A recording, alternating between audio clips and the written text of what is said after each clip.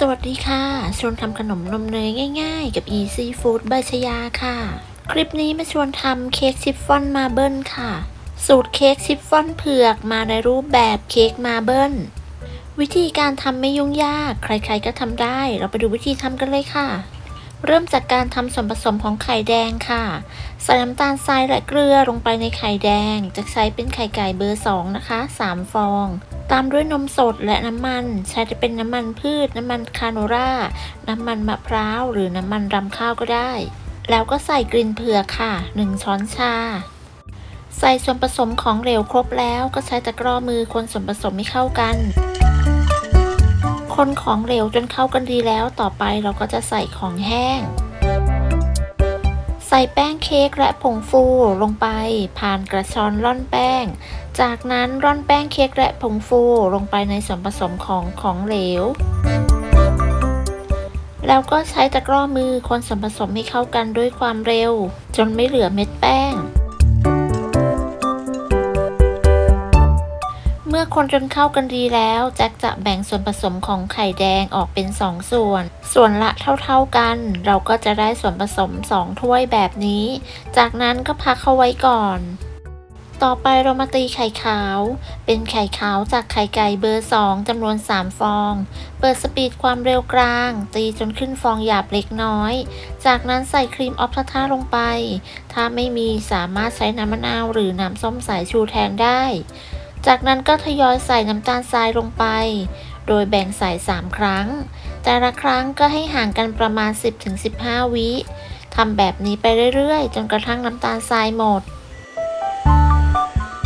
ใส่น้ำตาลทรายจนหมดแล้วก็ตีต่อจนกระทั่งไข่ขาวมีลักษณะเป็นสีขาวนวลเป็นริบบอนตั้งยอดอ่อนปานกลางปลายงองุ้มประมาณนี้ก็ถือว่าใช้ได้แล้วค่ะเสร็จแล้วเราก็จะตีไข่ขาวต่ออีกประมาณ30วินาทีเพื่อเป็นการตัดอากาศ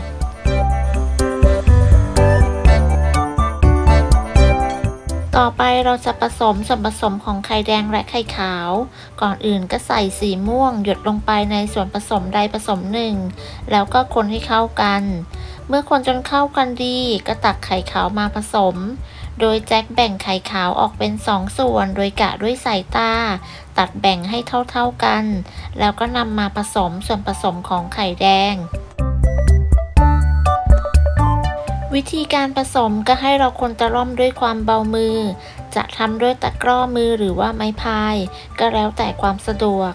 เมื่อคนจนเข้ากันดีแล้วจะนำส่วนผสมไปใส่ไว้ในถุงบีบใส่ส่วนผสมลงไปในถุงบีบได้ทั้งหมดเสร็จแล้วก็พักไว้ก่อนเมื่อจะใช้งานเราก็มาตัดปลายถุงต่อไปเราก็นำไข่ขาวที่เหลือมาผสมกับส่วนผสมของไข่แดงอีกส่วนหนึ่งให้เข้ากันโดยคนจะร่อมด้วยความเบามือ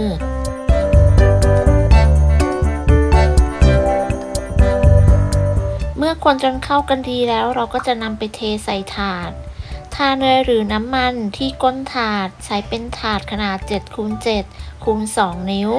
จากนั้นวางกระดาษรองอบลงไปแล้วก็เทส่วนผสมลงไปได้เลย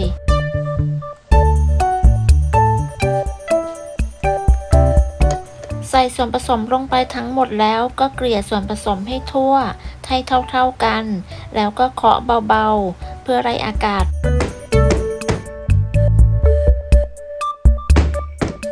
ต่อไปก็นำส่วนผสมที่เราใส่ถุงบีบไว้มาบีบด้านบนให้ทั่วจนกระทั่งส่วนผสมหมด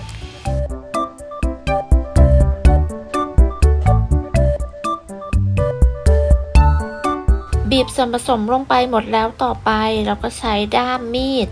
กรีดลงไปแบบนี้ตามคลิปเลยค่ะระวังว่าด้ามมีดจะไปขูดเอากระดาษรองอบจนขาดด้วย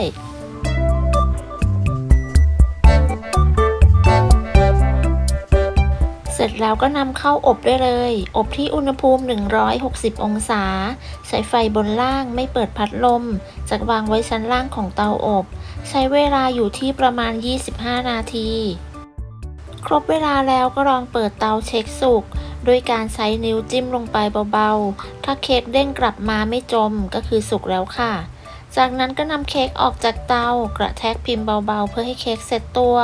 แล้วก็พักเขาไว้ให้เย็น พอเค้กเย็นแล้วเราก็นำมาตัดรับประทานได้เลย วิธีการนำเค้กออกจากพิมพ์ก็ใช้มีดแสะด้านข้างออกทั้ง4ด้าน แล้วก็คว่ำเค้กลงดึงกระดาษรองอบออก เพียงเท่านี้ก็เสร็จแล้วค่ะแจ็คตัดขอบออกทั้ง4ด้านเพื่อความสวยงาม แล้วก็ตัดแบ่งออกเป็น9ชิ้นพร้อมแจกจ่ายให้ทุกคนได้ชิมกัน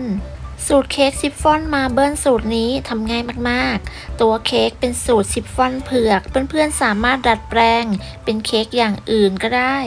หากนำไปใส่พิมพ์วงกลมก็สามารถใส่ได้ตั้งแต่ 2-3 ปอนด์เค้กชิฟฟ่อนสูตรนี้เนื้อนุ่มมากๆหอมอร่อยรสชาติหวานกำลังดี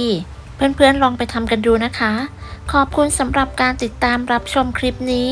ถ้าเพื่อนๆชอบก็อย่าลืมกดไลค์กดแชร์กดติดตามเพื่อเป็นกำลังใจให้กันด้วยค่ะสำหรับคลิปนี้จะต้องลาไปก่อนพบกันใหม่ในคลิปหน้าสวัสดีค่ะ